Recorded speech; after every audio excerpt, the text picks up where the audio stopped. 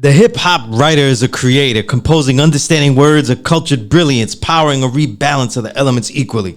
Pages of rejuvenated reaffirmation, simply the almighty leadership of insightful craftwork that stands to build through any confrontation born to be. Yet his daily duty is as a journalist that questions properly and uses his ears to filter the real. And as the art decays by dilution, he concentrates the best again and again, exposing it in the print. Today's journalist and tomorrow's historian, he listens to share. Here is that necessary attempt executed again and again and again. This is the Power Right Show on S.STREET Media. This is your brother, the lone low life with the home sewn garment, the Boricua with the build, the true and living God stepping in score, Sunyas Allah, aka Skillustrator Low. And we're on S.STREET Media, the evolution of media, where every intrigue will have its own show, every incredible thought will have its own episode, and every timeless insight will be archived. And as I always say, this is about my element of hip-hop, what I like to call the writer of art on art and science on music. The only show in history on this hip-hop writer element that I, a veteran of over a quarter century, helped pioneer. So, after I say all that, where do we put the money in the bag, when we pass it around? I got books out, and I'm giving you all the chance to get these other books because the next books, oh my goodness, you know what I mean? It's going to be a franchise, you know what I mean? They can be franchise books, you know what I mean? Collectibles, you know what I'm saying? The kids will grade their baseball cards with, you know what I'm saying? We get to grade the baseball cards with, though. You could fight over albums and you grade your baseball cards with them. You know what I mean? And it all started with the Filtered Reel Essays from the Invisible Renaissance, where I really tried to focus on certain albums and really show you what this whole era I call the Invisible Renaissance has done since 2010. You know what I mean? And I got to tell you, man, every time you hear people saying it's the Renaissance, whether lovingly, right, or just fucking biting, they got that shit from me. You know what I mean? I named this whole shit. You know what I mean? I was the one out there saying it was going to happen, though. See, I didn't name some shit from far away. You know what I'm saying? I was the crazy guy in the middle going, look at what's happening. Look what's happening here. It's amazing. You know what I'm saying? Because as you'll see with my guests and stuff, I was watching them rock shows, and then I go to another show, and I just had enough with it. I had gone to... It was Spit Gems, Fuck the Radio album release, and I'm talking to Napoleon, and I'm telling him though, he's telling me what he wanted to do. Man, Napoleon, he tell you what he wanted to do, he did it. You know what I'm saying? And I'm telling him, I lowball. I tell him, at the end of these 10 years, nobody's gonna be a better writer. Fuck all that. You know what I mean? But now I'm another game, though, because that was easy, though. There's nobody else who's fucking with the pen, right? So I look around, and I see Spit Gems. I see Nems jumping off on stage. I see Constant Flow climbing on stage, looking like Beast from X-Men. So you talk about X-Men. He just climbed. That stage was mad high. He just climbed up. I was like, I didn't even notice him. I was like, who the fuck is that big guy just climbing on stage? And it was just wall-to-wall MCs and shit. Some of them didn't rhymes. They were just there. Then A.G. the Coroner. Remember he had his New York anthem? Oh, my goodness. And I was like, yo, New York, what the fuck? And Rock Marcy, Ka, Sean P. was the superstar. I was like, nah, this is some kind of Renaissance. 2012, I said it. I was right. You know what I mean? I remember. Yeah, and it's continuing. And everywhere you went, my guest was there, and we're going to introduce him officially in a little bit. Filtered Reel, and I got the Reel of 2020 ebook out if you want to throw a quick cash. You don't think Sunya's writes so good, so you put out a little $5, so you get your book. And I bracketed, out of the 2020 albums I liked or I thought were worthy, I didn't just pick my favorites, so, who fuck favorites, you know what I mean? I picked my 10, you pick your 10, there's hundreds of records. I gave you the whole universe. You know what I'm saying? I gave you the whole universe. I bracketed it into different categories. Some people overlap, you know what I'm saying? My guest, though, was an MC's MC. He also comes out as an essential MC. He's in different categories. But I put that for everybody that came out in 2020 that I thought it was worthwhile, you know what I mean? And so you could see what you want to listen to. What do you want to listen to? You know what I'm saying? That's what we're here for, right? That's what, to me, an ideal journalist, historian would be like. you go back, you want to see what you want to listen to. That's what it is, Reel of 2020. So, you know, the Sunez is the Cash App. Just throw all the money in there, give me a little info, and you get good stuff. You get good reading material. You'll know so much. You can go meet these guys and show respect, even if you didn't hear all the stuff. You know what I mean? But also some quick shout outs and stuff. Salute to my brother DJ Toshi. DJ Toshi's Classic Storm Radio. He's the one that got me back into radio, into all this that I did way back in the 90s when I was on WBAI and college radio and stuff. And our last Classic Storm Radio had the good people, Saint and DJ Emski, and we also had Pause One. So we had we was bi-coastal. You know what I'm saying? Right, yeah, you know, we had everybody, you know what I mean? And some details that people didn't know about, you know what I mean? As always, we try to get information in there. And of course, great music from DJ Toshi. And our last episode, salute again to Sky Zoo, one of the greatest MCs of this era, of really all time, you know what I mean? He does things nobody else is doing. Great show, you know what I mean? Listen, there's so much fun talking about his work, you know what I mean? So peace to Sky Zoo. But I can't leave Brooklyn yet. I can't leave Brooklyn. I got to keep coming back to it. And my guest is the guest I've interviewed the most since I started this show, you know, the Power Right Show. You go back to episodes 40, episodes 56, and it's what I mean by cataloging and having the honor to catalog and historicize these great artists. You know what I mean? It's not just one show, when they're hip, and then now when they're not hip anymore. It's when they're excellent all the time. You know what I'm saying? And my guest, Skanks, is crucial to hip-hop. He's a Renaissance man. When he talks about destroying MCs in your whole life, it's the entire opposite of his real life and the goodwill that he gives out. You know what I mean? The goodwill that he gives out to this music, to this thing. And for every time you get a Skanks work, every time you get something from Skanks, there was much more sacrifice that was put into it for the culture. That sounds so fucking corny. For the culture, for the people that are on the works that he has. You know what I'm saying?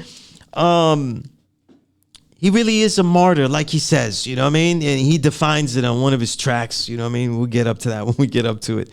But he really is a martyr because there's so much sacrifice for it. And there's nothing else to say about it, you know, because we're going to go into detail. But my brother Skanks is here.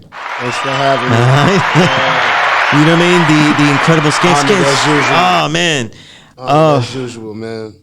Skanks, one of the best. I think that when I say essential, if they're not in... If you're collecting in this era, you're a collector and you don't have Skanks material. I don't mean like a song stuff like on Spotify. You click heart on a Spotify song with Skanks on it. I mean, if you don't have whole albums from Skanks, your collection's a dud. I don't take you seriously. It's incorrect. It's legitimately incorrect. Wow. You know what I mean? Wow. And there's so much music you've put out. You know what I'm saying? Before we get into all this music, because it's a timeline here. Mm-hmm. And 40 and 56 will give you the history of Skanks and the continued history of the work he's been making. Word. But we're continuing this on with the music that he has released since I last saw you, Skanks, and before COVID and all this other crazy shit. You know what I mean? Word. And I have to start with the Renaissance. You know, I say it's an invisible Renaissance, but you're a Renaissance man in this invisible Renaissance era. You've been dominating way before this. You've been hip-hop way before this era, but this is your era. There's so much great work. And look, there's nobody else that leads an incredible crew that we could say, man, they got dynamos. You know, I like that word, dynamos. G-Stats, Shatik. You know what I'm saying? Pete General just released the album. I mean, there's dynamos. Spawned from legends. You know what I'm saying? These guys, I mean, these guys, they're worthy of solo records, and he's combining forces with these people. Then there's other guys that, you know, like the great ballers in the hood, and you was like, this guy, man, he needs to rhyme more. And then he gets those guys on it too, and they're part of Bankai Fam too. He also had his own game show. And I'm only mentioning this though because I won one of the game show episodes. You know what I mean? Wow. Against one of the toughest opponents in the history of hip hop. Of course, my producer. Right? Who else could I battle but people on the equal level? You know what I mean? Good battle. And then there's the Bankai Hour radio show on B-Box Radio. Salute. You know what I mean? And then now he's Martyr Scorsese and directing videos and all that. So let me break some of this down. You know what I'm saying? We talked about the Hip Hop Brainiac show. It hasn't been on for a while. I don't know if you're going to bring it back. But it's one of those legendary things that I think I want to keep talking about it or mentioning it because I feel like I don't want people to bite it. You know what I'm saying? Yeah. Then all of a sudden Netflix got a fucking show. You know what I'm saying? Yeah. Word and up. it's like, wow. You know what I mean? But let's talk where your focus has been on media-wise in the Bankai Hour radio show. I think I asked you this before, but I just want to know, as an MC who makes such great works that can represent everything you think about, why do you feel it's a need to even have a radio show to express and to give a platform? Because you make albums with lots of guest appearances that actually don't sound diluted. You know what I'm saying? They're the right songs and they're the right people. And you don't need to do Bankai Radio Hour. You know what I mean? You don't need to do that. Why? It's the love, man. It's the love, my brother. Like, you know what I'm saying? Like, the ladder was always thrown down for me climbing up, so I'm always throw the ladder down, for my fellow artists that I feel like don't got enough platform and there's not enough dope music. Like, every week, we break new music. Like, people send us new music every week. We playing new stuff to the point where I'll be like, whoa, damn, like, there's so much new heat. Just like we say, it's never enough heat for us to hear. But this is a good opportunity for me to actually, deliver that heat. Get to hear the new music and help push the culture forward at the same time, When I do my Power Right show here, I usually don't take requests. Yeah. I go seek out the people I want to talk to because it's going to be a long conversation. Yep. With DJ Toshi, I throw whatever he's pitched to me. There's never anybody that go, oh man, this guy sucks, Toshi. You know what I mean? But I go with that challenge. You know what I mean? I can imagine that for a lot of MC, if I was if I was an MC, I mean, I could say I've been on the Bankai Hour radio show. You know what I mean? So it's such an honor, like for a great MC to say, listen, I need you, MC, to come through on this. You know what I'm saying? So. Are you picking these guys, or people go, look, let me be on your show? This and how does that usually work? How's it work behind the scenes? So people be trying to make requests, and if I got an opening, I'll go down the schedule, and if they meet the requirements, because earlier when we first started the Bankai Hour, I trusted a couple co-hosts with a couple guests, and the guests just didn't meet the Bankai Hour requirements. Not going to trashing or disrespecting no artists, but it's just a certain standard that we want to keep on the Bankai Hour, to help push the culture forward, There's a lot of progressive guys that you pick, that you're down with. I look at Reddy C, and Reddy C is, he's rigid purist, you know what I'm saying? Yes. And when you do the Bankai Hour, there's so many different kinds. You had a movie cast the last episode. Yeah. You know what I mean? You have so many different things that you put on. And let me tell you, B-Box Radio is such a nice vibe. Yep. Because it has a vibe where it has the old radio vibe, but because all you artists are there, it feels like, wait, are we recording a song here too? It has both vibes because everybody in the room is like, wow, these guys could all make a song right now, like off the head too. Yep. And it's really great. And one of the things I love about it is because I can attest, when I was there, he was in the background in my mind. Like, I'd heard of him and everything, but it was when I saw Haile Ali really rhyming live. You got to see him. The vibe that he has such a unique, his aura he has such a Caribbean vibe when he rhymes. Yes. And I was like, wow, that shit is so fire right there. His cadence, everything, and the way he grooves, you know what I mean? Yep. He looks like he's singing, like Toots and Maytals over here, you know what I mean? And he's in his lone lane. He's not trying to be like nobody else. That's what I love about him the most. Right. Yes. And I was like, you know what? I got to build with him. Yes. You know, and it's another case of a great MC putting me on to another up and coming great MC. You know what I mean? And I just put you on because there's so many great shows out there. You know what I'm saying? I put mines out and I say I'm the best at what I do, but I'm doing something so specific, no one can fuck with that. But we need our whole media. We're like, this is a whole universe. This is a whole world. Yeah.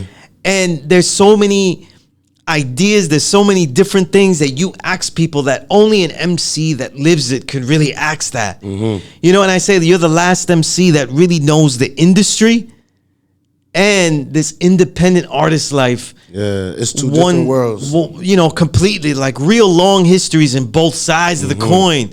You know, and I wanted to ask you, this is a thought that I've been having in the second, you know, we can say the way I'm historicizing it, the second decade of the invisible Renaissance, right? I could feel some people want to throw away the greats and be like, oh, we don't need Spit Gems. We don't need Napoleon. We don't need Skanks anymore. We got newer guys. Yeah. I've even seen people because of his last album it was definitely progressive. I liked it because he was experimenting. They're like, Rock Marciano's done. He had his run. And I'm like, wow, you know, the way people are just so quick to throw people away.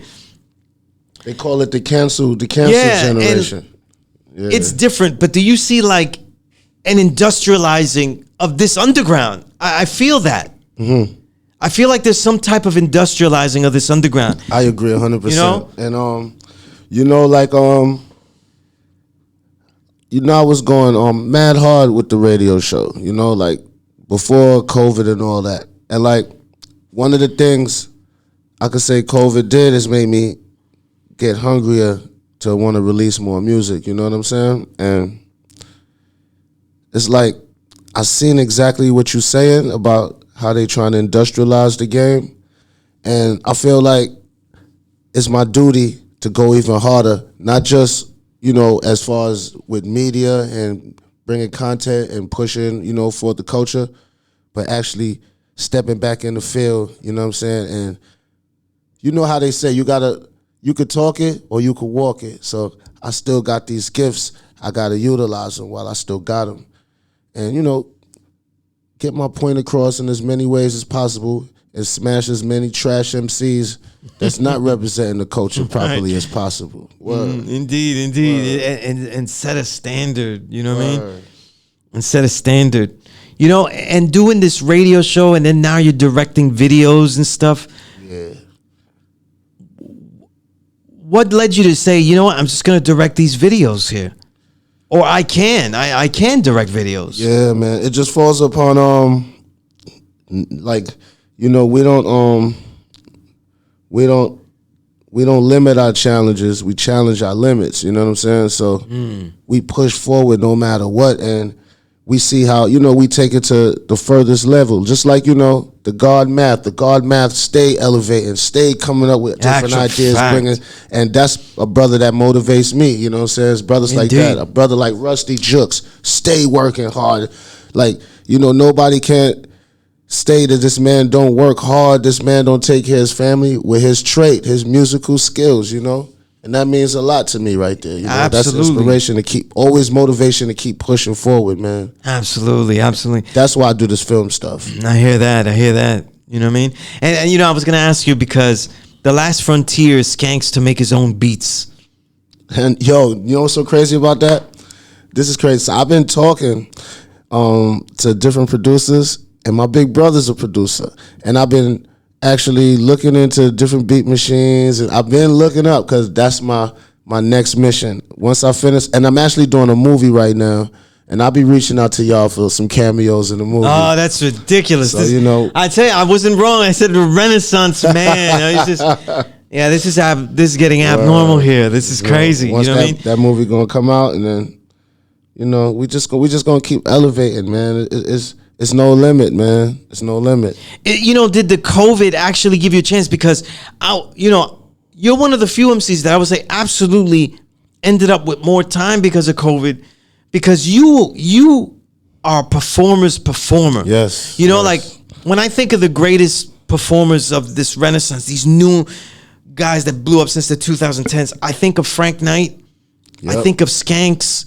I think of all of Bankai together. Word. You know what I'm saying? And there's a couple of other people that I think about. Shout out Frank Knight. You know what I mean? I mean, you guys really like act out your verses. You know what I'm saying? Like you show them what the verse was all about. You know what I mean? And even in the one video I've already filmed, I tried to have that in mind, the way you guys move. You know what I'm saying? Like really try to share the words. You know what I mean?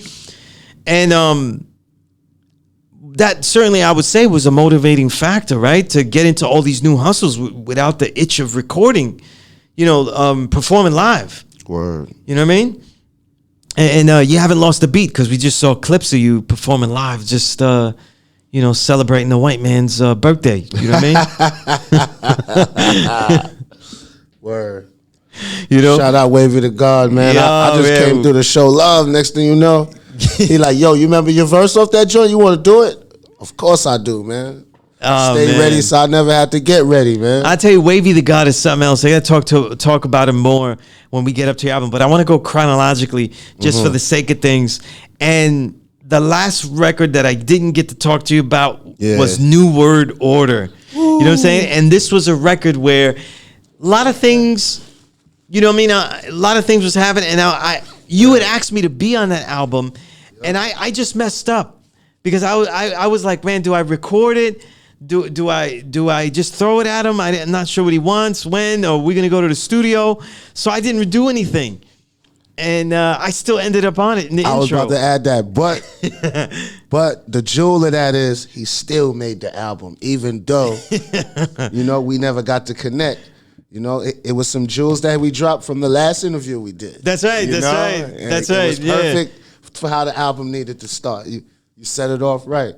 You know? Absolutely. You know, and I still feel that way. Like if we said hip hop in a textbook and it would have like skanks, you know what I mean? Just amazing, you know what I mean? Amazing album. And I was actually like, has it evolved? Has it gone easier? Has it gotten harder? Because now people know you can rhyme. Yeah. And when you now start collecting beats, do you put the word out there or you just select a few because you don't want to have to go through so many records? How does it work now? I don't even reach out no more. I just connect with who I connect with, and you know, dope people reach out to me, and you know, if I feel the vibe and I feel what's being presented, then we build from there, you know. But I don't be like, yo, send me beats, send beats to my email. Right, yeah. I know I never seen you do that. Like a Gmail skanks, the Rap Martyr, at Rap Martyr at Gmail, you know. But so don't do it though. If you got beats, you know, hold that shit. Fuck it, you screwed. And if somebody want to do business, just DM me, or email me, and we chop it up, you know. And you know, New Word Order is basically like literally right before COVID. You know, what I mean? Before it's right before COVID, because I think for me, I wasn't going to that many shows. That was one of the last shows I went to. My last show. Mm-hmm. The last show I saw you and you were talking about the thing, and it was Mike Hands. It was Mike Hands. Yep. You know what I mean? And it was one of the Toshi shows. You know what I mean? The Rock the House shows. Yep. You know? Shout out Rock the House. Indeed. Salute Doc Ock. You know, and you just came off the show with you and out in L.A. right? Skyzoo. Yeah, Jay Sands. You know what I'm saying? Yeah, that's a duo right there. Pause one. You know what I'm saying? We just did our thing out in LA. It was mad fun. Shout out the whole LA crew, man. It was mad love out there. Yeah. You got Doc Ock balling out there. Doc Ock ball. I was like, Doc Ock was like, wait, he rapping? I told him, I said, I want to be like you when I grow up, Doc. Doc hit all the nice spots up. Yeah. Salute Doc Ock. You know, another person that to me, if he doesn't exist, something is missing in New York City hip hop. A true hip hop ambassador. Yeah, he's vital to everything that's happened. You know what I mean? Everything that's happened. Some of these songs on New World Order. I love this album. There's great scratch work. Tell me about working with Easy Mo B. That was an honor, first of all. You know what I'm saying? And I gotta shout out my guy Big D, because me and Easy Mo B relationship came about from me, Poison Pen, and my Bankai brother LG working on the joint for Big D album with Easy Mo B. Easy Mo B came to the block, brought this SP1200. I was like, oh, this is dope. This is hip hop right here. He carried it with him. Carried it with him. So then after that, when it was time for my album, you know, I asked the big bro, I said, yo, big bro. And now this one I did reach out for. And I said, big bro, you know, because he always told me, saying, Skanks, when you ready, we gonna work. I said, I'm ready, big bro. Oh, this is the time. Man. He set me the heat. You know, Easy Mo beat tracks though. The more you listen to him, the more you see the nuance, the quality of the track. You know what I mean? And there's stuff to dig into. Zone, yeah. Because I remember, like, New York, you know, everybody used to try to hate. I love Tupac. I've always loved Tupac. Yes. But people tried to hate, and I was like, you know that Me Against the World is filled with Easy Mo beat tracks, just That's like Ready to Die. You know what I mean? Like, a lot of people don't know that. Right? Yeah. You know, he produced a lot of pop and I used to music. be like, you're hating on Me Against the World, but it's filled with the same type of music. You know what I mean? And just so universal. But he gave you a great track and everything like that. And then I also thought the track was very interesting to do that on a track with Easy Mo B. The type of what independence was and independent, you know. And you do this a lot on a lot of these songs, a lot of lyrics I've heard in these last few albums. This idea the major label artists fronting like they're independent. Yes. And that is so true. They be pump faking, man. You know what I mean? It's like it's a new thing for people to fake like they're independent, but they really got major backing on the low, backing them, right, just to make them look independent, because it makes them look like they more powerful, I guess, or more dope, like or their ill. own boss. Yeah, like, how is this guy independent but getting so much love? How is he getting on this show? How is he getting interviews over here? How is he on this festival? How is he on the BET Awards? You know, shit like that. People look at that like he's beyond independent. Like, and it makes you look iller than an actual independent artist that's really grinding, really coming out their pocket, probably working a side job just to fund the hip hop, because that's how much they love it. That's right. You know what I'm saying? That's a real independent artist on the grind. Absolutely, you know? Yeah. And I love that you put that on his, you know what I mean? You know, another technical thing, right? On Spanish Moa, I noticed this, you did this. Later we'll talk about the track I'm on with you on the new album. But on Spanish Moa, you did this too. You know, I very rarely hear MCs that do their own album when they have guests, though. They very rarely take the middle verse. Yeah. And a lot of songs, you'll do the middle verse. Yeah. They usually do the first or the last. Yeah. And it's always a surprise because you do middle verses and shit. And here you did the middle verse and stuff. Is that like by design, or how it's flowing, or like you want to feature your brothers and highlight them? Well, actually, this one, I let Daddy Notch just talk. He just broke down how it went down with the Bankai album, how it went, because like my debut album actually got pushed back to put out the Bankai album first. You know what I'm saying? So he was just breaking that down. Right. Like, if it wasn't for this man, there'd be no Bankai. And then I came in on that one. But to what you were saying, I never mind being third, second, fourth on any joint with my brothers or any dope lyricists, because I always keep my sword sharp, and I'm not here to chop off the heads of nobody that I'm cool with or working with. You know what I'm saying? Like, we here to compliment each other. So I could feel like I could grab the baton in any leg of the race, you know, and hold my brothers down that's on the song with me. You know, it's just a question I always ask, though, and stuff. And as an MC, the inspiration, but also the athletics of it. You can't talk about Skanks without the athletics of the way you rhyme. Lyrical fitness. How do you practice, you know, and how's that practice changed over the years? I do a lot of things just out of the love. Like me, I'm the type of person, I wake up, have headphones on, I'll be jogging and rhyming. And like, a lot of people don't know, you know, if you try to talk and jog, you'll run out of breath real fast. Right. You know, and I do it to work on my wind. Like when we was in LA, we was at Bishop Lamont studio, right? And Sky Zoo said to me, yo, bro, I just seen you smoke like 7-8 blunts. How you get in the studio and spit so animated and hype and just one take it and don't fuck up? And he was looking like, yo, that's crazy, bro. Like, you ain't run out of breath, nothing. I'm like, yo, it's practice, bro. I love this shit. I practice a lot. Like, I practice a lot. I love it. Like, I'm the type of dude, when I'm writing something or I got a show, I'm really rehearsing. Like, I'm doing it like James Brown would do it, like, because that's my idols. I look up to these brothers, like, you know. I'm thinking about Prince, how Prince gonna have a band. Everybody got to work. Everybody, there's no slackers around these brothers. When you record, do you record once it's written, once you figured it out, or do you like to practice it a couple of times and then get it officially down? I like to practice it first. I call it premeditating my murder. You know, like like before a joint. Right. I don't like unless I have to, because there've been times when we write in the studio, you know, and it's like, oh, Skanks gotta I gotta write on the spot. So if I'm writing on the spot, right. you know, and it's an urgent situation, I'm gonna record on the spot. I'll be practicing while I'm writing it, but I love to premeditate my murder and practice. When I go to the studio, I like to one take joints. You know, everybody that record with me know that I like to one take joints, and I'm not gonna say I one take every joint. Sometimes if I feel like it's not up to par, I'm gonna want to do it over. I'm not one of them guys that I just gotta one take it and that's it. No, I'm gonna one take it. I'm gonna listen. And I'll be like, nah, I want to do this over. I want to do this over. You know, that's just me. I'm my worst critic. Indeed. Yes. And you know what I was saying before, I really feel this is, you know, and I'm saying this to the listener, Be More Careful, when Skank says martyr means doing good deeds at considerable self-sacrifice.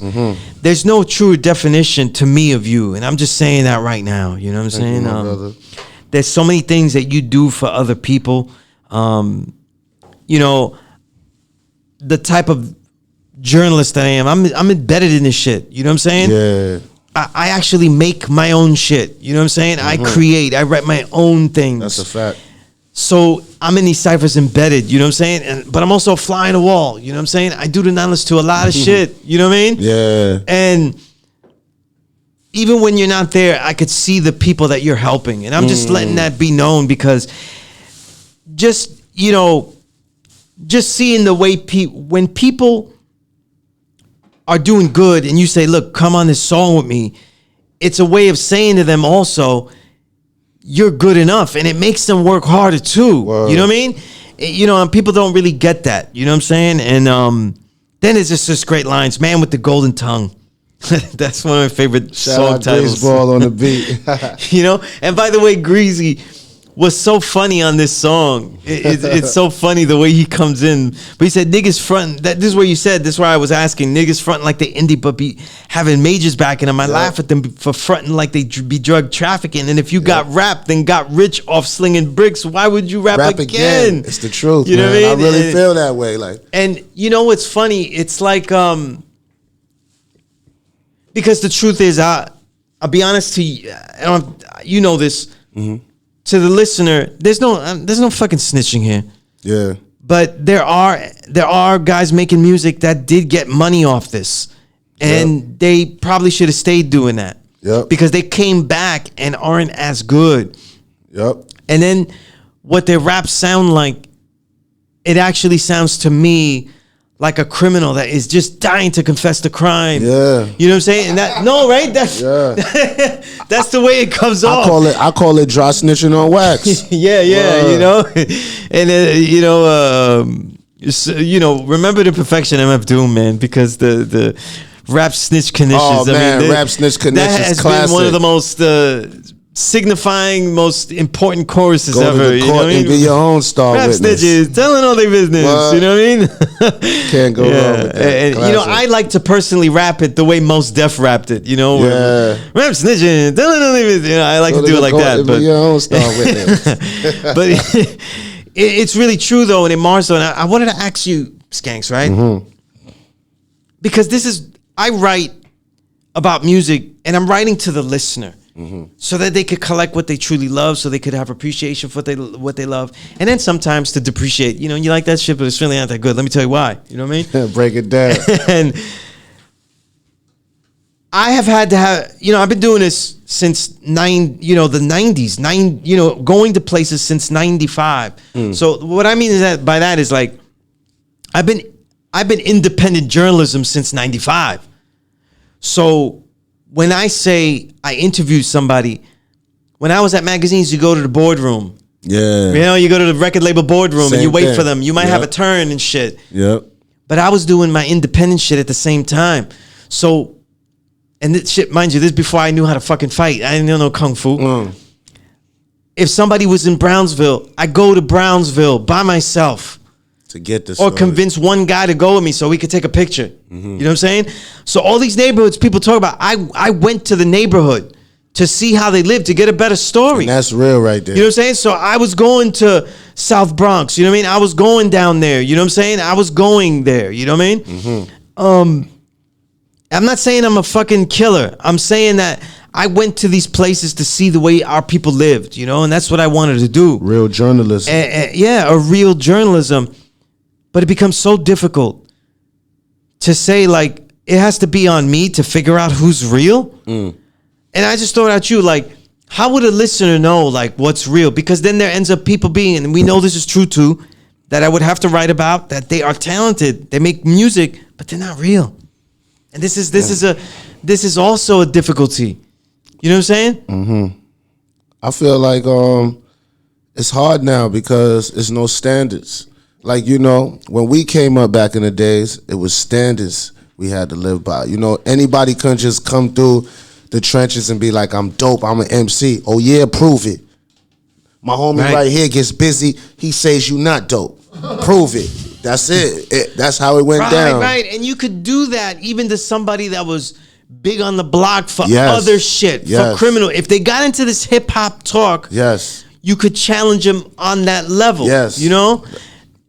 Absolutely. And, but the homies who be on that vibe, like they either trying to invest into a dope artist, you know, back then. You know, it was a lot of homies who was getting money back then that was just looking for something to invest in. You know, something to change, to transition from doing that to doing something that, you know, that's a real business. And a lot of them wanted to invest in artists. You know, a lot of them was looking for a dope artist, start a company, invest in. Just a lot of them, a lot of people's situations worked out. A lot of people's situations didn't, though. You know, I think too, especially by the end of the 90s, because people saw people were already on that latching onto things. And I say, I'm the first to say it. This is a theory of mine that I feel I could prove. The latching on concept really comes from media. Because they're the first to latch on to shitty artists to blow up, because A-list magazine with A-list rappers, meaning pop rappers or big time rappers, sell like A-list artists. It's true. So you're latching on to someone, the leeches. And then you see, oh shit, it worked. Jerry took Eminem. It worked. Joe took Pun. You know what I'm saying? So now everybody's looking for somebody else to latch onto, and then now, wait a minute, they realize, wait, we don't need talent. We don't have to latch. We don't have to find a Pun. We could just find just regular old Dunn. You know what I mean? Like just a nigga in the hood. And make him say just what we want him to say. Word. Right. Word. Yeah, and it's such a confusion because there are brothers that are mouthpieces for their crew, and they're supremely talented, and then that's different. Then there are people that they're talented, but they haven't lived anything and probably should talk about something else. You know what I'm saying? And it's just, it becomes very difficult. That's all I'm saying. You know what I'm saying? And I'll leave it there. Like, what was considered mainstream hip hop in the 90s? You know what I'm saying? Like, it wasn't no ceiling to that. Like, you could hear De La Soul on the radio. You could hear Tribe Called Quest on the radio, with some NWA, with some Cool G rap, however you wanted the flavor, the style, you know what I'm saying? Right. Like, but it was all there. It wasn't no limitations. Now, you in the end, let's not even add, you still gonna hear Vanilla Ice at that time. And just saying stuff like that, like stuff you would consider super, like, what? This ain't real hip hop. But it was still all coexisting, meaning balance was there. You know, you was able to hear Slow Down. You know what I'm saying? We on a world tour with Muhammad, my man. You know what I'm saying? Right. Right with Fuck the Police. You know what I'm saying? Just saying. And you could hear balance too within the artist, because Slow Down is totally different than other Brand Nubian songs, right? Exactly. Exactly. But now you turn on the radio. That's the mainstream so-called stations. you hear pretty much the same style and the same shit. Everybody trying to sing rap. You know what I'm saying? It's like the same shit. Everybody talking about clapping each other. And that's, and you know, that's rapping. where I get the fury from, Skanks, because you as an MC and a listener, you'll know it's because you were seeing the industry. But for me to write about, okay, a lot of people don't understand, like, for me to write in the major magazines, I was all Source, Double XL Vibe, all of them. I'm literally trying to bring a real artist into the magazine. Yeah. Because they already have people that they would give me. Yeah. You know what I mean? And so it becomes difficult because that's not what they're looking for. We have all this diversity. But by the time it's 1994 or 5, they already want to change that. You know what I'm saying? And so people like, you know, I'd be on the block because I remember when Biggie came out, it sounded like a nut. And I was going, you know, this whole A pop side, hardcore B side is going to destroy rap. It's going to destroy rap. Come on, I'm Puerto Rican on Beat Street. I'm right in front of Beat Street telling everybody this shit. That's not working. Nobody's listening to me. Is this still fucking Spig telling us this shit? And I'm like, look, I'm telling you, it's going to happen. And I look like those guys holding up signs, or like, you know, like Armageddon is coming and shit. You know what I mean? But it's because I go into different ciphers and I'm hearing people, this is what they want to put on the magazine. Yeah. So, you know, and you see kind of shit like that. And that's why. But one of the things I love about Skanks Records is that you've got all the spectrums. You've got the most grimy, you know what I mean? Bankai is grimy, everybody's grimy. And then you'll have the I'm not going to say light. I'm going to say like more boom bap traditionalists, you know, live guys like DJ M Ski, you know what I mean? Like good people. All the spectrums go in there, you know what I mean? And it makes such fun records because you don't know who's going to be on a Skanks record, you know what I mean? It's no discrimination. It's about just being dope. Right. Just about being dope. It really rebalances the landscape, you know what I mean? And that's why I love this era, though. That's why I have so much love for this era, you know? But, well, let's turn the tables on it, though, and let's just try to cancel culture on Skanks and just cancel him. Yeah. Let's see if we could do it. Proof, right? That was the song. I was like, man, they didn't cancel I'm like looking at this album year later. Like, they didn't cancel Skanks off this song yet? You know Shout what I mean? out to cancel culture. Yeah, it must have been Star. She saved him. You know what I mean? Because and like that was a major point of mine. You know, because there was a lot going on at that time. Right. With, you know, all these different allegations and cases, and you know, like the one thing I did, I said, if I speak this this point of view, I definitely got to have a female point of view too for it to balance out, because without it, it's going to look one-sided, and then I think a lot of people would try to come for me, you know? Exactly. And look, for the listener, he said he had jewels that we can all understand. They're all using violence to achieve their political goals. Yes. Fuck complaining about Trump. There's bigger problems in the world. Yes. That seems like an understanding we all accept, but like, do you really live that understanding? Yes. Because now we don't have the opportunity to just go to the water cooler or wherever you're at in your job or wherever you're at and just complain about Trump. Yep, it's over now. Now it's a new devil doing the same old slick shit. You know what I'm saying? But the real cancel culture vibe, though, let's cancel Skanks immediately. You know what I mean? He said, let's get this straight. Ladies, I ain't trying to hate. He's such a liar. But why y'all wait so many damn years to say you got raped? And then he goes on to really talk about that he doesn't believe anything. And that was my whole point. Like, I have 2 daughters, and I'm always trying to protect them. But you can't protect them by just believing everyone's word. Yeah. Because a word over another isn't really proof. You know what I'm saying? Yep. That's, you know, in the mathematics, that's wisdom knowledge. That's wisdom before knowledge. So, like, I don't know what world we could consistently really enable people. What we would do is falsely empower women to do stuff. And there's enough of that going on at Children's Family Court. You know what I'm saying? And I know about that. But me too, brother. So they got enough of that. You know what I'm saying? They've been empowered enough by there. You know, they could let their fantasies roll and garnish all things. You know what I mean? You know, garnish. You know what I mean? Right? Don't get no realer than that. Yo. if you have, you know, I'm a non-custodial parent though, but like, the word garnish is like makes your eye twitch though after all these years. Like, you know, like every time you know, like if we're in a restaurant and say, would you like to me to garnish that? I'm like, oh man. He's like, to garnish that with the just make your skin like, crawlish. nigga, what? Are you trying to take more shit out of me? Like, right? So yeah, you know, that's hilarious. But yeah, that's true. And then, you know, Star, she had her own controversial thoughts too, you know what I mean? And I agreed with her too. I was like, you know, some of the, I look at Instagram though, and I don't know what's real. I don't know. Everything looks fake to me. You know what I mean? Yes. All that ass, all that tit, it doesn't look real. You know what I'm saying? Everybody looks like a an action figure. Yeah. Right? Everybody looks like an action figure. It doesn't look real. You know what I'm saying? It's just crazy. So you don't know what's real. But that's a great song. It's and fantasy world. It's one of your most challenging songs is Proof. You know what I mean? Thank you, and there was so many great songs in this album. So much fun. Uncle Ruckus, There You Go. You know what I mean? And it's the way that you employ certain things. You know what I mean? But then you had an album that really, to me, you didn't tell anybody about this. I didn't know about this. Yeah. And then you had Out of Nowhere. Yeah. And I'm guessing that was just because you had so much recording time because of COVID. You could put this together. Actually, what's real about Out of Nowhere is Out of Nowhere actually was done before New World Order.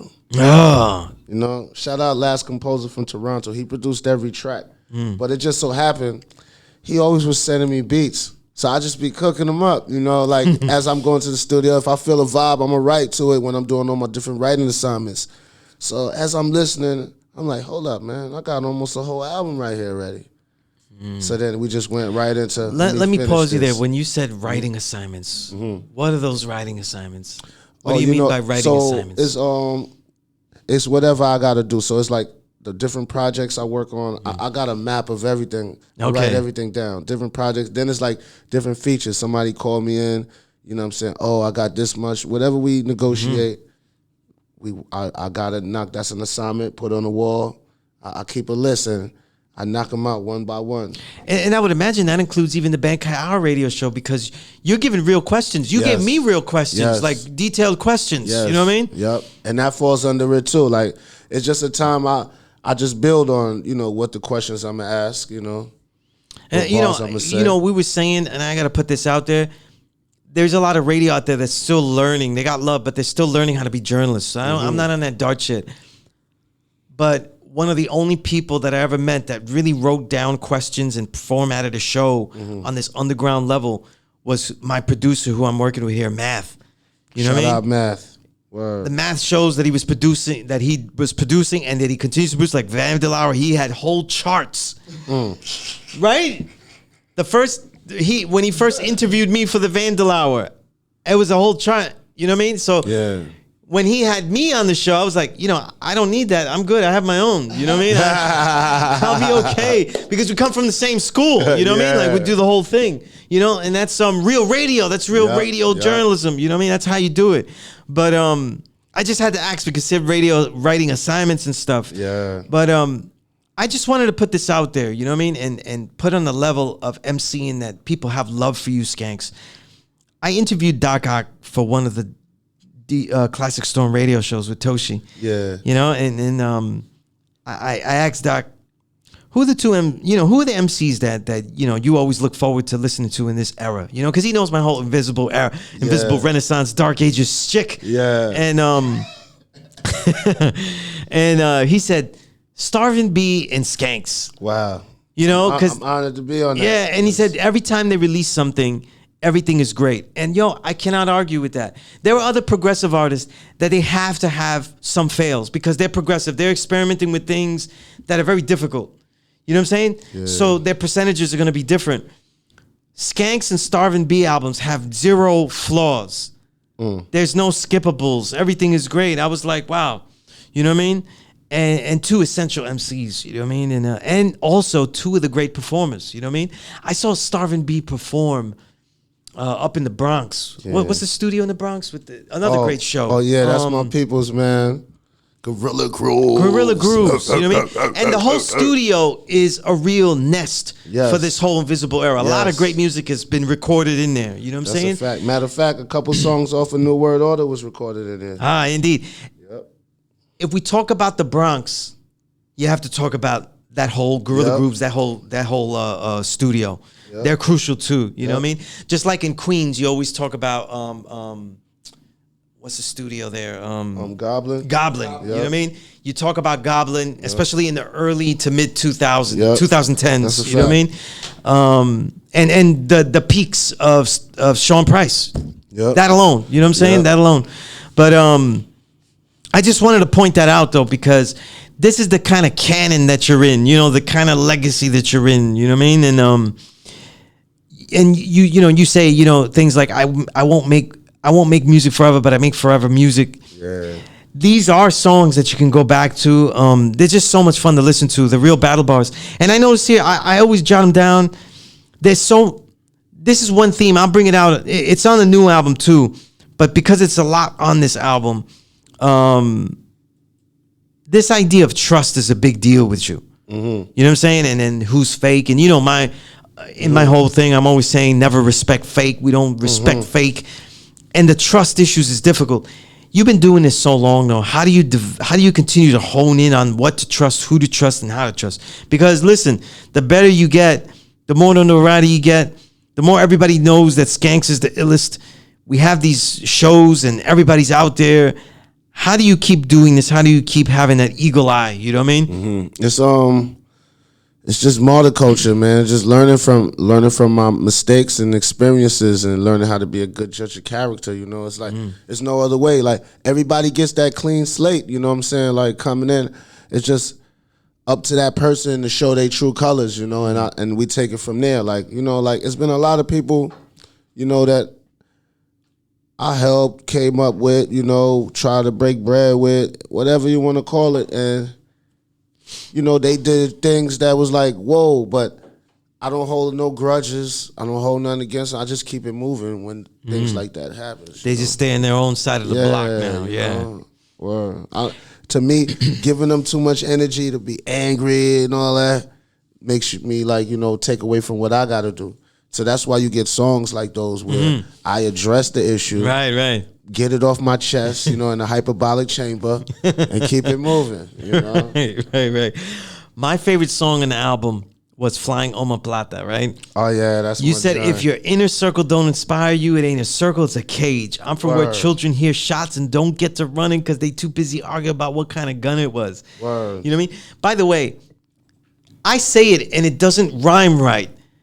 That's how much fast that you can squeeze the words into the bar and give it the melody. It doesn't. It isn't mellifluous. Just saying it. Just making that note, because only greats do it. That's G-rap shit right there. You know what I'm saying? Because I wrote it. It's long as hell. The second bar is long as hell. And I'm like, what is but. You don't hear it that way. But he said, no standing. This is a dope line. No standing after being left stranded. I took it for granted because I thought I got buried alive. But now, kid, I see I was planted. Word. Woo! What's that? That's some roast from the concrete level, like exactly. Bill. Like, I thought I got buried alive because when we're in the hood, we feel like it's horrible. But you didn't get buried alive. I see I was planted. Oh, my God. I slammed the table when I heard that. I was like... That's the fucking, you know what I mean? I was like... That's when we start realizing our worth, instead of holding grudges about, oh, man. We realize our worth. Like, hold up, man. Being here in this hood right now is not as bad as I thought it was. Being left behind by these people who wasn't really genuine is not as bad as I really first thought it was, There's going to be a movie where the old man is going to go to the young kid, say, you wasn't buried here alive. You've been planted, son. It's that dope, that line. It was just fucking crazy. Thank you, my brother. Yeah, I rewound that shit like hell, though. You know what I mean? And you know what I love, too? An actual rhyming shout-out track to end the album. I don't know. I can't remember any because... what, Puba? Like, who's the last one to do that? Like, it actually was a song, not just shout. Yeah, right? I was like, because Puba's was one of the best. Yes, though. Like, Puba was one of the best. We're actually singing the motherfuckers that he saluted. Shouted out. I don't know any of these people, but I'm right. And I just recently heard one on the DMX tribute for his new album. Swizz Beatz actually played an old song from the late '80s that never came out. And he was shouting out all his people from Yonkers. It was crazy. I was like, whoa, Yeah, nobody does that. Salute to Ak and Toshi were in there. Everybody that was on Bankai Radio Hour, so that includes me. I was in there. Word up. Word up. But it was a great song, you know what I mean? And it was just really great stuff. And it really came out of nowhere. It was a pleasant surprise, though. And the great work in 2020 was why I wrote that long Reel of 2020 book. And you're featured all over that book, you know what I mean? And I'm honored to be, too. And it was such a fun book. And mind you, again, Skanks was one of the first to buy the book from me, you know what I mean? It was such a breath of fresh air to hear great stuff from great rappers.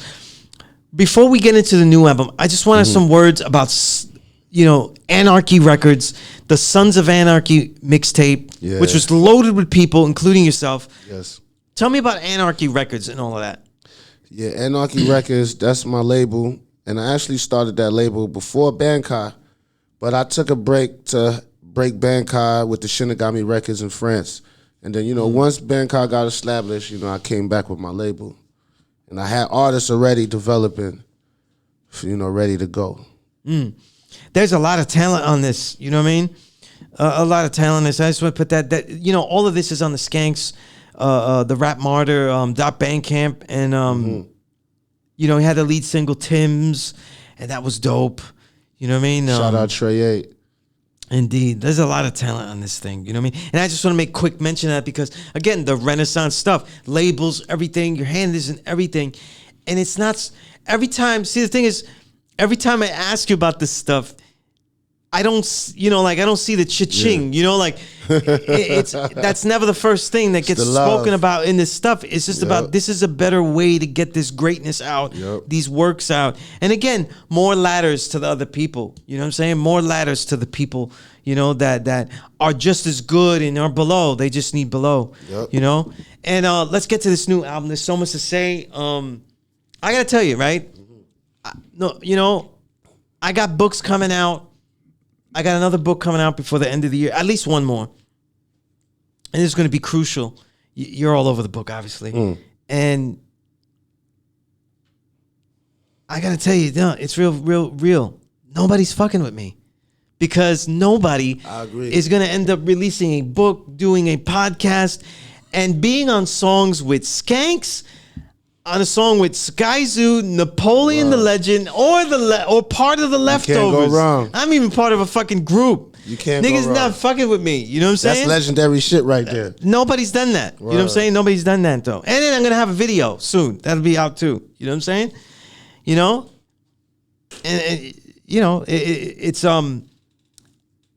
I said, Skanks, I felt bad about not being on the album, though. Man, I could throw you something on this one. He was like, yeah, throw me something. Word. All you did was tell me about what the album is called, give me some social, political stuff, blah, blah, and whatever you want. Yep. You know what I'm saying? Because I still got no concept of bars. I'm writing the, freehand poetry here, you know what I mean? It was only like, I did another song for the Leftovers, and, Marcano was like, just give me 8 bars. Just give me, okay, yeah. Then I was like, okay, let me count the lines, you know what I mean? It up. Because I'll keep going, you know what I mean? I got free reign. I write whatever the fuck I want. But before I even start about this I want to talk about something that is behind the scenes on this album, that has been behind the scenes of so many Skanks albums that will be in my new book that people don't talk about. Because there's a lot of people that don't get to talk, and I've been mentioning them now, is Ches Rocca. On the boards. Vital people don't talk about, and I'm going to talk about not just him, but some other crucial engineers. But Ches Rocca is a very crucial engineer in this era. Yes. You know what I mean? And if you ever meet Ches Rocca, all you have to do is tell him that you're really into hip hop. Yep. And he'll talk to you like he's known you for 10 years. Y'all going to build. Right? Yep. He's like, oh, you like this song? Oh, my goodness. Yeah, this is my fucking song. And to add on to what you said earlier with Doc Ock, Ches Rocca is not only my engineer, but Starving B's engineer. Right. I mean, tons of Queen shit. Yep. That's why it's so amazing that he's crucial to your works as Brooklyn, but he has all of Queens in the pocket. Spit Gems goes there. Yep. I know Shaz did stuff. Yep. Everybody that's noteworthy in Queens, you know what I'm saying? So I know everybody's passed through there. Word. You know what I mean? The Nutsos, everybody that's Queens, everybody's that getting off on the R. Lex, my man Lex. Shout out Lex. You know what I mean? And look at the diversity of stuff I put there. The guys that battle bar, Yep. the guys that guys like Lex that make really cerebral, like Yep. real like thinking man stuff, Yep. like you know, songs about regular life. You know what I'm saying? Yep. All types of stuff. And he gives it such a pop. You know, you can always hear everybody's verse clean. It's not at the sacrifice of the break. You know, It's he's hard just into it. he's just great. I felt good because when I saw him, he said he could hear my verse and recognize me. So I was like, oh, I did this shit correctly, I guess. You know what I mean? I made this shit sound clear. You know what I mean? I didn't need the engineer to fix all that shit. But when you were doing it, Minister of Severe Torture, tell me about the album title and the mentality that you came into making this. Yeah, with this one, you know what I'm saying? It's the Concrete Congregation. I'm the Minister of Severe Torture, man. MOST.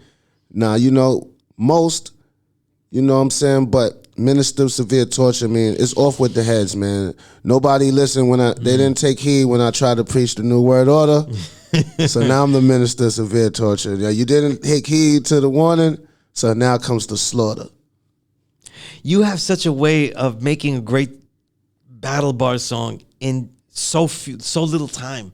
Legend of the Eye Patch, a 2 minute, 2.5 minute song. Yes. Burn It Down, a 2 minute song with a UG. Oh man, he just. Shoo. I mean, yo, he has been producing on another level. Shout out UG. Yes, he has. You know, he went solo, and these are amazing. He makes amazing tracks. You know what I mean? Amazing tracks. And how do you pick the artist to go with what song? You know, because I thought of that even with the song that I was on. How does that work? How did you put that together? Like, why us on that song? And how do you get the choruses from these songs? It's just the energy and the vibe. Like, I just go with energy and vibe. I don't force nothing. I sit there, I listen to the music, and I just let the energy and the vibe take me where it takes me with the thoughts, the pen, and then that's how concepts come up. Then I'll be like, this person sounds dope on this. Or this person, like the song we did, I sent it to M. Ski with my verse already recorded. And then M. Ski fed off of that, and he came up with the hook. And then he came up with his verse, you know? And then I said, I hear Soon Yes all the way. And that was it. That song was the song he's talking about is Protect Home. Yes. And what was crazy is that when I was doing it, it was it's the quarantine. Yeah. And I'm living in Staten Island now. Yeah. So I was like, yo, I haven't been to Medina in a minute though. You're like, how? Because even if I go in the city, I'm going to Manhattan, I'm going to Mecca, the school. I'm not really, you know, I only come here for Toshi and for the show here, and I wasn't coming. So I was thinking about when I was, you know, what was my escape route if shit got real when I did interviews, and like, what would I do? And it was always like, yo, just find that green light, the subway, and I'll find my way in the subway. You know what I'm saying? So that's why I was doing the Nostrand, you know, the transfers and everything. Away from Nostrand. Yeah, I just come. That's where I got that from. You know what I mean? And it was funny because when the release party, right, at the Cocoa and Cream, right? Yeah. Shout out Cream and Cocoa. Cream and Cocoa, really becoming the spot now. You know what I'm saying? And it's a fun spot because you can have, you know, treats and you can have all that kind of stuff. Right. You know what I mean? It's really great. And what was funny is that I told you when I got there, I actually lived out the lyrics because I had to get off. It was Saturday and the trains wasn't fucking with me. So my phone keeps telling me the regular route, and it's updating that shit after I'm on the train. You can't tell me the shit don't run when I'm on the damn train already. So I'm like, yo, because you know what was it? I was taking the fucking. You went through it for real. And I was like, oh shit, you telling me that the 5 isn't going the way it's supposed to? Because it's like, you know, I'm getting off the boat. Yeah. The ferry. So the ferry is right there, the 5 at Bowling Green. So I'm like, okay, it's that'd have been perfect. So I'm like, there's no 5? And then we're going to stop here? So I'm like, oh, shit. So I just go down and say, okay, we're going to do wherever the 3 goes. You know what I mean? So I got to walk through the Hasidic neighborhood. I'm like, oh, my goodness. You know what I mean? And I'm like, I'm sticking out like a sore thumb. You know what I mean? And, yo, Crown Heights, the Hasidic area has so many pigs. I was like, damn. You know what I mean? If anything did go wrong, nothing would go wrong because there's this They well protected over there Hell yeah, you know what I mean? on that part of the town. Yeah. But one thing I learned though that I'm gonna tell you this, Skanks. Saturday night is also Saturday night for the Hasidic community though. Yes. Them women's was perfumed up. That's all I'm gonna say. I'm not gonna say anything else though. You know what I'm saying? I know it was the Sabbath, but them women's was perfumed up. And I worked in Borough Park though, but not on Saturday. Yeah. So I was like, wait a minute, what's going on What's here? going I was on? like, This is Saturday? Wait a minute. Yeah. Because I've been with some females with that scent. I was like, wait a minute, Yeah, y'all. wait a minute. Oh, okay, all right. Hey, you know That's what? not a Saturday scent right there. I was like, yeah, you know what I mean? I was like, hey, Mazel Tov, you know what I mean? Let's do it. But the vibe of the release party, I guess it felt like it kind of reflected the album. Yeah. I'm meeting everybody that was on the album, and everybody, you know, all the new talent. The new talents, you know what I'm saying, that are on the album that I didn't even know, you know what I'm saying? Like Chris Crown. Yeah. You know, because I was like, yeah, it's Chris Crown. He really sounded smooth on this motherfucker. You know what I mean? I love to break new talent too. The Bankai, and I feel like this, right? Bankai, most of the members live a real life. You know what I'm saying? They're not doing all the hip hop that you're doing. You know what I'm saying? No, because nobody is really. Like technically, nobody is. And every time you release an album, I feel like they start to remember, hey, you know, I can really rap too. You know what I'm saying?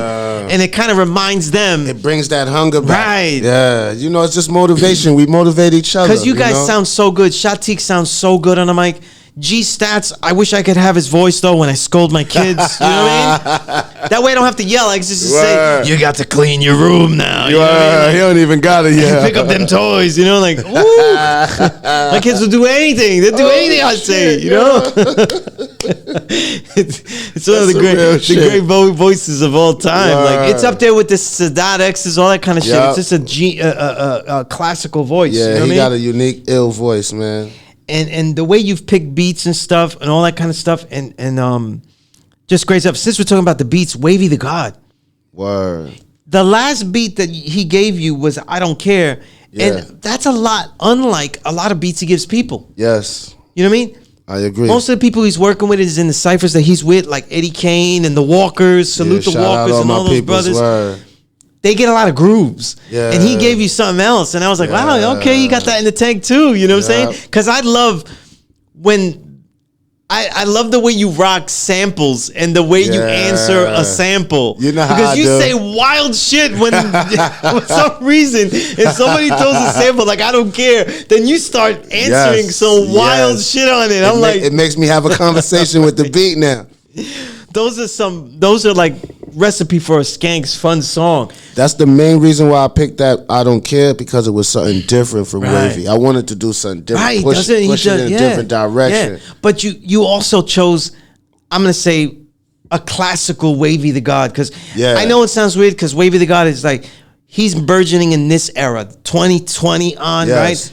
But he has such great work with Eddie Kane, with Rim. Word. If you don't know who he is, you're not really listening. Bub Rock, a lot of great stuff he gave Bub Rock. You know what I mean? Salute Bub Rock. And the Peter song, the Peter Paid Paul, I love that fucking group. Word. It was, people requested it. They had to hear it again. Because they were like, yo, that Wavy beat killed is that just groove. grooving. And we're on Nostrand Ave. It was such a beautiful vibe that night. Word. Like Nostrand Ave at night when it's nice Word. and peaceful. It was just love, man. Because I haven't been in Brooklyn in so long, like real Brooklyn. I'm not talking about I got off to go to a fucking health food store. You know, the organic spot. Yeah, no. I'm talking about Brooklyn. Word. Where after I passed the Hasidic neighborhood, I'm like, oh, okay, it's grimy niggas now. I'm getting close, I'm here now. Grimy niggas. You can tell. Yeah, you know? Yeah. And I passed that border.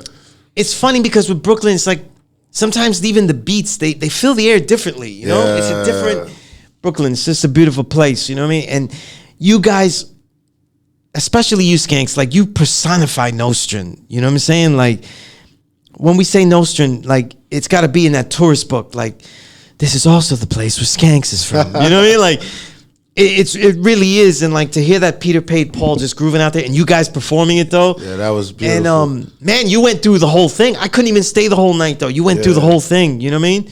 And it was just great. You know what I mean? It was just great, and it was an honor, like to just get out there and just bug out with the song that I was on. You know what I mean? That was dope vibe, man.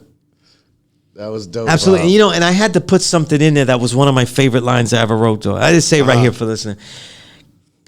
I said, they say I've been blinded, but I've only been dramatically minded. So my eyes, because I had to give you an eye lyric. I want to give you an eye lyric because it's Skanks, the third eye. I was loving that. So I said, so my eyes became reverted pupils in the classroom of my roaming thoughts. In other words, I reverted them. I'm looking at my own thoughts, right? And now I only see my eyes beside principle, like principle of the school, principle of your ethics, right? Or principle of the eye. So I only see my eyes besides principle, every last period penned. I'm a bad motherfucker. Skill is straight along. Oh, man. And I had so much fun doing that. You know what I'm saying? And being part of that, though, it was really a great honor. And to be on a Thanos beat, like, you brought it back to Sunset. Thanos of the newer era of Sunset. You know what I'm saying? So it was nice. Shout out Thanos. Me representing Sunset, I was lone wolf, there's really not, and I was already lone wolf on a lot of levels in the industry as far as a journalist and all that, right? But being from Sunset, there was nobody, because a lot of the people that are in the magazines that would come from Brooklyn, they was from the Star, they was from other places and stuff, but nobody was from Sunset, and then almost nobody was Puerto Rican. I was the only one, you know what I mean? But it just was a great song. But there's so much great work here. We talk about thematic songs. I got to ask you about the story of Martyr's Angels, because I would love to see a video with them three just in in the Hell's Angels theme or something like great monster like. See, but now you see how you talking. This is where we trying to take it. You remember Charlie's Angels? Right. All right, so we want to take it back to dumb days, but you're not gonna see me in the video. You're gonna see me like how you would see Charlie in. right. You're not gonna see my face. Yeah, you might see my band Kyrie. You might see. You'll know it's me, but you ain't gonna see me. It's gonna be all about the queens getting busy and man. that. Because I gotta say, I say this all the time, but I've always thought Honey De Niro was dope. Yes. But ever since she started working with Bad Seed, her verses have been level. Even like she reached a new prime. I agree. And a lot of this has to do with her being a survivor that's thriving. Yes. I mean, she's a legend. She's a survivor. Legend. Yeah, she is. You know what I mean? She's a legend. And she didn't give up on herself. Yeah, and so now it's different. She rhymes different. Yep. You know what I'm saying? And it's just so you hear dope. the hunger. Yeah. I agree. And I just loved, and then you had Indigo Phoenix. A lot of people know Indigo Phoenix is also artist and part of media as well. Yep. You know what I'm saying? And very crucial to media too. Yep. So I got to see her live when we did the Rock the House tour in Atlanta. And I was like, whoa, she's a beast. She went in. Like, she tore that shit up live. She went in. I said, that's a done deal. I got to holler at her for a joint. It's over. Because she's like the female Bankai radio artist. She's doing her own stuff in media and then rhyming and stuff. And then tell me about Erica Kane, a.k.a. Mommy Bars. A lot of people don't know about her. Yes. But they will know about her in a minute because her debut coming on Anarchy Records. But other than that, she's a lyrical assassin, man. Like, she been doing this for years, man. Her name rings bells in Brooklyn. A lot of people know her, man. Word. And this is what I mean by the martyrdom, the martyr ways, the actions.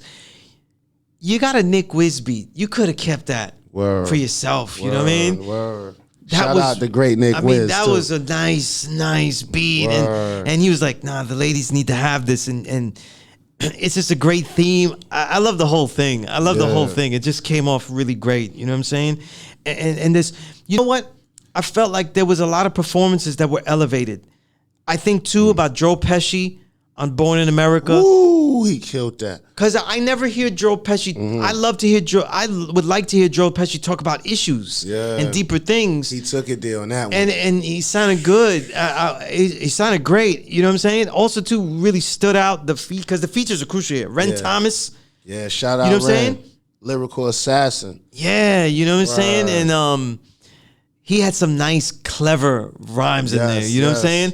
And so I forgot the line about the punching out in the booth. You know what I mean? Like he's running out of punches in the booth because he's punching out the MC. Oh yeah, he killed that. I forgot. That was such a dope bar. If you don't know the MCing concept, then you wouldn't get that. If you don't know how to MC MCs, you know what I'm saying? But there was some. But look, let's continue the cancel culture version of the show. The no interview song. Here we are doing an interview. Yes. I was waiting for this part. You know, I was waiting to adjust this. So I wanted to, because people would listen and it's just a song. He's doing a show with Sunez. This shit doesn't count. You know what I'm saying? But the people that Skanks does shows with are very rare and far and few between. You know what I'm saying? Yep. But tell me about that. Why did you make that song? Why did you? Because a lot of people aren't really daring to talk about. Honestly, the last two. Sky Zoo said some stuff about Complex and was really talking about that hypocrisy of other people telling us what the culture is. Yeah. And you had a lot of great criticism about the industry, the journalism, and really the way the journalism is fishing for beef. They're not fishing for like talking about the music. Tell me about your thoughts on that. This is my point exactly where the whole song comes from. Like, and when I say I'm not doing no interviews, I'm not doing no interviews with people that don't appreciate the culture. Like, we know you write books on this. Like you intricately listen to the words, the lyrics, everything. So when I come up here, this is not an interview. We coming to build. I'm coming to build with Sunez. Factual. You know what I'm saying? And that's exactly what it is. Now, it's certain people that they don't care about me. They don't care about the music. They don't care about the lyrics. They don't care about the message that I put forward in my words. They don't care about the hard work. They just care about keeping their show flowing. What's interesting for their show. You know what I'm saying? Like, we're just another number and another guest that just comes around just to fill up the slots on their show. Like, I don't have no interest in that at all. That's a great point that you make. This idea of like being used as a tool for the actual show.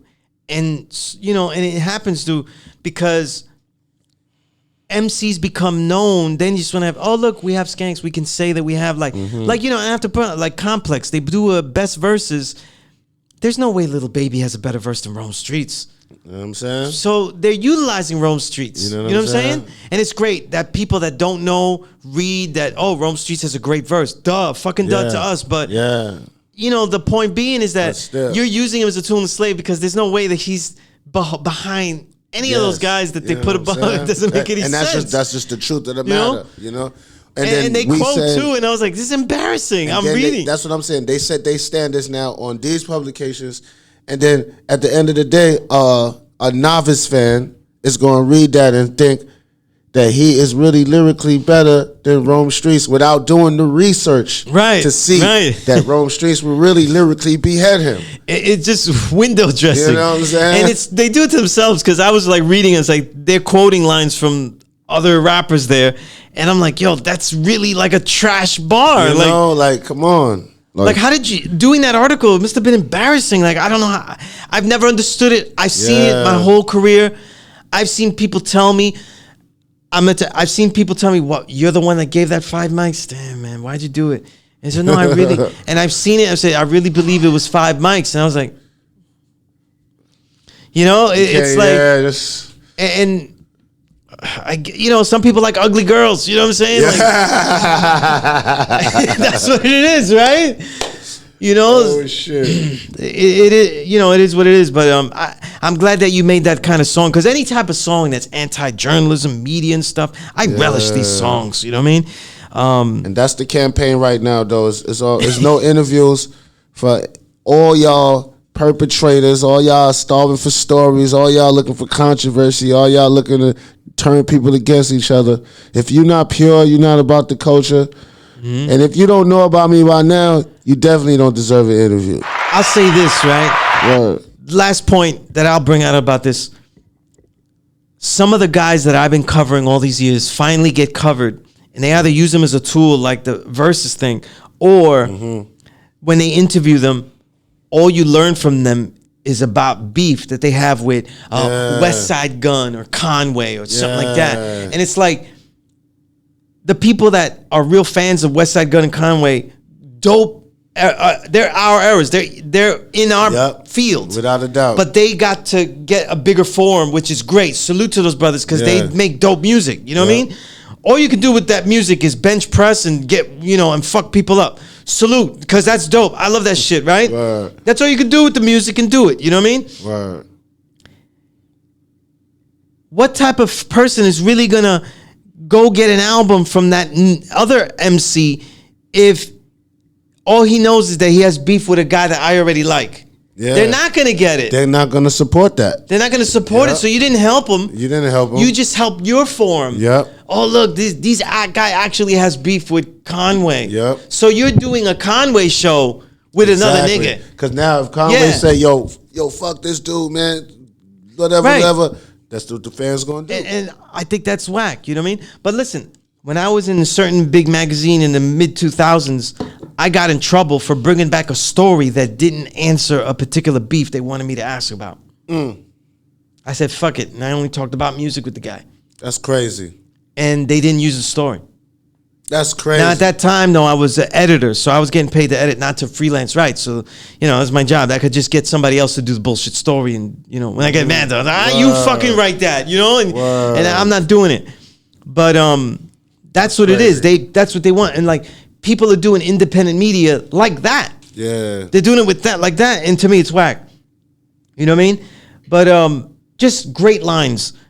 Double Cross Ranch. I mentioned Ren Thomas, but fake love will fuck you up way more than the drugs ever will. Word up. Mantras. I'm just stating the truth, but the truth sounds like hate to people that hate the truth. Word. Never burn long-term bridges for short-term hunger. Word.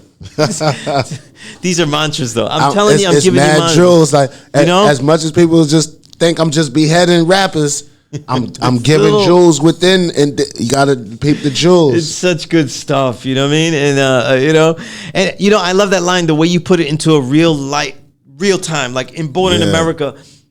You gave it such a visual. It was like, to me, I was thinking about Nas's Phlegm on the Street when you said, Ak was so tight, he stopped making my sandwich. Word. That said everything. Yes. That tells you the whole thing, like the stripe, because that's how we would experience the Middle East. We don't experience the Middle East. Yep, exactly. We experience the Middle East, though, by fucking Ak making a fucking sandwich. Yep, exactly.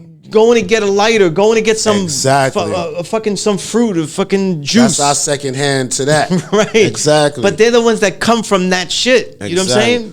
So we might not can feel the pain, but we can feel the pain through Ak right there. Right. Like Ak so fucked up, he can't even focus on the sandwich no more. He like, what the fuck? Yes. Yeah. That was, I love that line. Good looking, bro. This is one of my favorite songs on it because you said, Skanks it's the way you said it, you gotta listen to it. I'm gonna Michael Eric Dyson this one and fuck it up. Skanks is from the cracking slums where little kids be acting dumb, big kids, they be packing them. Don't come if you ain't packing one. On the block until the pack is done. Look at the wordplay, the overlapping and the internal rhyming. Cops come to try to stash and run. It's no joke, but that's how some of our little ones be having fun. Born in America. And it's funny because it internal rhymes, and you said it's no joke. It just reminded me of Rakim too. It's like there's a lot of. I was like, oh man. And it's real. Like it was a time we was coming up as kids, and still now as kids do it now. But the chase of getting chased by the cops. Oh, stash that and blow! It was exciting. Like we used to call that missions. We used to be backyards, you know what I'm saying? Like roofs, it was just the thrill of the hunt. Word. Oh man. And we was the prey actually. Yo, absolutely. And you know, I had to throw this in there because you have some nice basketball similes that are funny as hell. You know what I mean? And then the Peter Paid Paul, because I love that song. You look like the type of person that likes to take time off from putting that work in, like Kyrie Irving. Yo, I love Kyrie Irving though, but that shit was hilarious. I love him too, but we know it's true.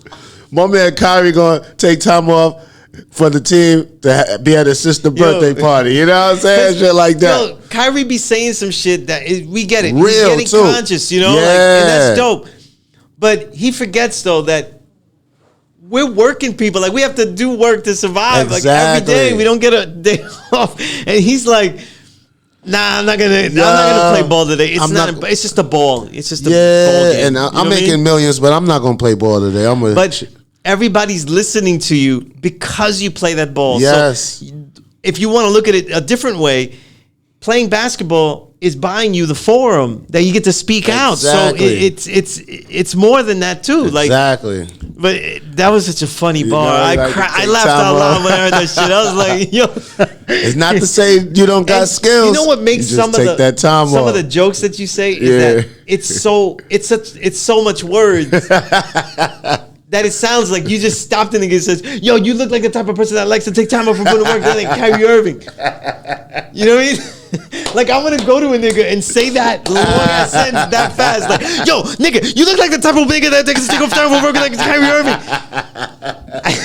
It would be such a great insult to just say it that fast, though. I was like, oh, man. You know what I mean? And, you know, just great stuff. And, you know, what's interesting too is that sometimes the songs become in line. I think that's why you put them that way together because you know on the song "I'm Gonna Protect Home," I had bars that if you're really listening, I was talking about women. Yeah, you know what I'm saying? Yeah, and that's why I meant by ladders. You know what I'm saying? Like you don't know if she's there for you if you're the only one that puts down a ladder. When it's her turn to put down a ladder, though, they climb up and then we be waiting for that shit to come They don't put down no ladder. You know what I mean? Like this one. They're telling you like, oh, but ain't you supposed to be? Yep. Right? Then now it flips. So now it's not equality. You know what I mean? It's a funny. That's a joke. They want convenient equality. You know what I mean? I agree 100%. A lot of women today, they love independence, or they love dependence or independence. They like dependent. They don't want interdependence. Yeah. Which means that somebody will be doing shit and somebody will be doing shit at a certain time. It'll flip flop. Make the dream work. It'll flip flop. Yeah. You know what I'm saying? They want to be catered to. Yeah. But if you got all the money and you could support me, I'm good with that dependence. Yeah. But if not, I might as well be dependent. Yep. Because I'm not doing shit. Yeah. Yeah. I'll do shit for me only. Yeah. And that's what a lot of this femme movement struggle. Yeah. You know, and that's what I was saying in there. And then you had the baby mama lines. That's how I was like. Yeah. It went perfect. Yeah, you know, but for the listener though, keep that quiet though, because you know we can get garnished just for that song right there. Right, you know, they take that song and then it's garnished. Oh yeah, shit. Real shit. Don't go snitching out there, fucking. You know what I mean? Fucking snitches. You know what I mean? Tell people skanks and rap. That's it. You know what I mean? Word. Got nothing. Thanks. But you know, I want to turn it to this idea though of the honesty you put on worker though. Mm-hmm. When I write my poetry, when everything's, you know, a lot of people see me, they go, look, he's a low life though. I have to put people, you know, I don't boost, you know what I mean? And I don't use boosters. And I don't do that out of disrespect to all the low lives that are doing that or whatever like that. That's not why. Yeah. I do it because I teach the youth. And I want to deliberately show them that, listen, it's not about that. Yeah. You know what I'm saying? And it's just the way I feel because I didn't use boosters or get boost before I became low life. Yeah. Can I just dress fly well, I can't just without doing that? You know what I'm saying? And I've been able to, you know what I mean? Yeah. But the thing is though, is that people don't put in honesty on a track, especially I have to write about so much balling. Yeah. Even in the underground, like everybody's already rich. And sometimes I wonder the same, that like you rhyme crazy. Like, why am I writing about this? He's already rich. Why should I even? Do I need to cover him? Exactly. He doesn't need a record sale. He's rich. That's my point. You know what I mean? Oh shit! And a lot of it is the fallout because there's always good and bad fallout with the innovator. Yeah. And the major innovator leader has been Rock Marcy, And he's that guy, you know what I mean? And he does it dope. He spits on everyone though. You know what I mean? Like I call him, you know, ejaculates, you know, because he just nuts over everybody. Like, yeah, man, fuck everybody, you know? Yep. And he talks down and everybody loves it. And it's dope. It's classical shit. Yeah. But everybody's copying that, and everybody's rich already, and everybody's rhyming, and I'm like, nobody admits stuff like you admitted on Still Stressing, like the life of like, yo, I don't always have budget for this. I don't always have money for this. It's a struggle for me. Like I'm just saying, personally, like for me, all of my money goes into the little polo I wear or my kids. That's it. I don't really, you know what I'm saying? So I just love that kind of honesty on a track like that, you know, because hip hop today, even on the underground, it's great that it's all like tough, but now it's all winners, and that's a little different. That's a little different than everything else. You know what I mean? So it's either all the pop level is all junkies, and in the underground, it's saturated with everybody who won. And I'm like, why are these guys rapping? Do they Everybody act like they win? Like sometimes I actually don't contact somebody because I'm like, but they're rich. They don't need me to talk about them. For real though. Right? Do they need this forum? They don't need me. I could just write in the book about them. You know what I mean? And Still Stressing really has those things. Nobody makes songs like that anymore. Words. And I was like, wow, Skanks is the only guy that makes a song that I relate to. Like that's real from the sometimes struggle, the money's there, sometimes it's not. You know what I mean? It's real. Like we struggle. We actually have to sacrifice. You know what I mean? Because what people don't get out of artistry is that sometimes the music is progressive and it takes people to catch on. Yes. Release an album though, it doesn't always make money until later on. Yep. You know what I'm saying? Yep. And countless guys I talk to, the album I don't think is the one that sells for them. Yep. And it could be an album that, wow, really? That's not even... You mean like that's the one that took off? You know, some of their more basic or not even their best works. And I'm like, wait, that... Really? You know? It's really like that though. And that's the thing. You're trying to make a career out of it. It's very difficult, you know? And I love that Still Stressing song. You know what I mean? It's really... Good looking. It's really great because a lot of hip hop really has become a game. The way they talk about it, you know what I mean? But another song too, I wanted to ask you about Professional, just out of curiosity. Yeah. Did you get Afro's verse first, or did he hear your verse first? I got his verse first. Because it's such a great example of a very difficult flow being matched up. Because Afro really can rhyme. Yeah. And the flow that he starts out in that cadence is very tempered, very laid back, but it's beautiful. Yes. And then you came after, and I was like, oh shit. Like, it's the same thing. It's the same cadence. I was like, holy shit. It's near impossible feats done again. I was like, when you pick somebody, it's like, there's no problems. You know what I mean? It's like... It's really like, you know, okay, yeah. Shout out Afro, man. But yeah, Afro is really, really dope. You know what I mean? Dopest out there, word.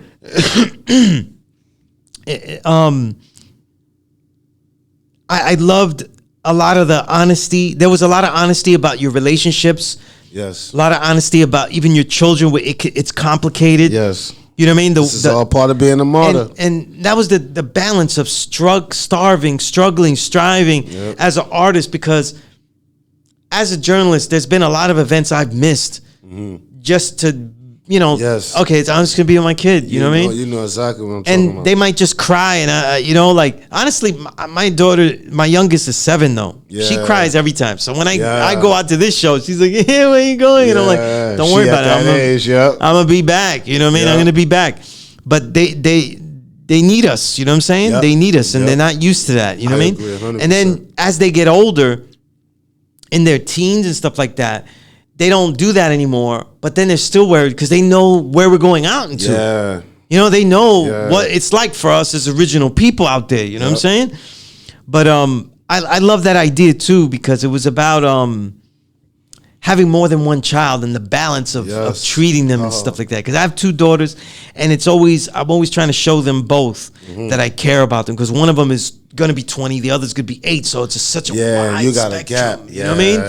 And such different things that I can do, that I have to do with them to be special. You know what I mean? Exactly. So, you know, it's really different, you know? So I love that song because of the things. And, you know, like the topics you hit are really profound. You know what I mean? Thank you, brother.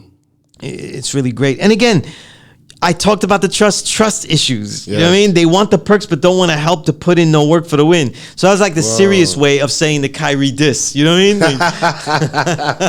Right? That was like, let me just say it straight up for you on this song. You know what I mean? Word. But the trust issues, all that, I think this is really crucial because, again, listen, I've been right. In this decade, it's going to be a lot of industrialization of the underground. Yep. Because it's you know, the reason I'm saying that is because it's too big. Yeah. There's too much good work. And there's going to be leeches to come in to get this money. You know what I'm saying? And I see it because I keep it real. A lot of these niggas are using the shit that I wrote to interview other people now That's that they crazy. never wanted to interview. I'm crazy. reading articles and they're going, hey, well, how do you explain this renaissance? I said, nigga, Yeah. really? Okay. How do you Yeah. explain? And they're using words that I used. You know what I mean? And that's that fake shit. And I'm like, I see the industrialization of this era as one of the things that could be a negative going on because it's so big and everything. And I think that one of the major themes you always come with, trust, is going to be a big thing. Yeah. You know what I'm saying? Yep. How do we work with the young up and coming, the new, you know what I mean? Where's their base? Yep. Because the more that the youth, the next and next generations, there's going to be less of a hip hop foundation for them. Yep. You know what I'm saying? Because it's not going to be in their regular life. It's going to be something that they dig for. Yep. So it's going to be those daring kids that are going to be the ones that are really going to be hip hop, the ones that dare to explore. Yep. You know what I mean? But again, Most is one of the best albums of the year. I had so much Appreciate fun you, bro. listening to it. Now being proud of being on such a great album. You know what I'm saying? I'm proud of, like I show my daughters these records I'm on, my oldest, because the little one doesn't get it yet. And she's so proud of me. Like, I'm so dope. You know what I'm saying? Nah, I keep it That's real. dope, I'm so man. dope to my daughter. You know are what I mean? dope, yeah. And I'll be telling them, listen, I was writing this shit, now they want me to say it, but I was writing shit this ill, you know what I mean? Like, but it's such a great honor to be on a record. And I think this, when I say essential, and I say it a lot of times, if you're collecting music of hip hop, 80s, 90s, 2000s, 2010s, skanks, rivals, and would survive racked up in all those eras. The talent is that good. These songs are that dynamic. A real treasure trove. You know what I mean? If you haven't discovered skanks yet, you're in for a fucking treat. You know what I mean? Because there's so many albums to go into. Even, outside of the Bandcamp, because I don't think the Skanks Epidemic one is on the Bandcamp. Nope. The direct one. That would be on the you probably find it on Epidemics. You can get it on Endemic Bandcamp. Endemics Bandcamp. You know definitely. what I mean? And I haven't heard an Endemic album in a while. That might be one of the last great solo albums he produced. You know what I mean? Well, he does. It was that, and then Dark Him, the God Dark Him. Peace Shout to the out God, Dark Him. You're right. Peace to Him the and God, Dark Him recently. But he hadn't done one since you. Then he did Dark Him. Yeah, So it's right. been a minute, though. It's been a minute. Peace to God, Dark Him. No, Word. get mad at me if I forgot about him. By the way, if you go to a law school to learn, you are probably going to learn from one of us, me or Dark Him. We're the ones that are there. Real jewels. That's a fact, If you come on Thursday, it's going to be me. If you come Monday or Tuesday, it's going to be Dark Him. So, yeah, it's pretty much us, in this decade, But The God's Bill. Indeed. It's all over, you know what I mean?